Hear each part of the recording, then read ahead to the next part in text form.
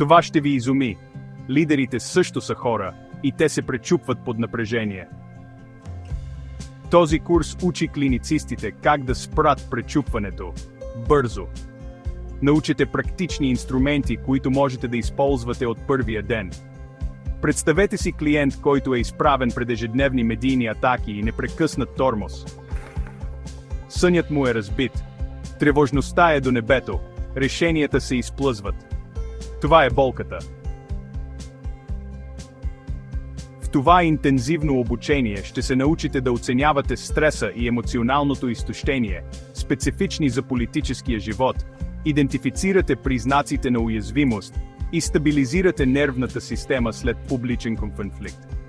Ние преподаваме когнитивно-поведенчески техники за справяне с катастрофалното мислене, стратегии за установяване на здравословни информационни граници, методи за управление на онлайн агресията по време на кризи.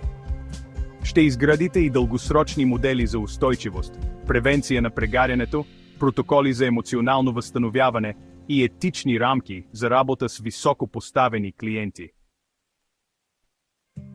До края ще си тръгнете с практичен набор от инструменти за защита на психичното здраве на лидерите и за да ги запазите стабилни под обстрел. Резервирайте мястото си сега,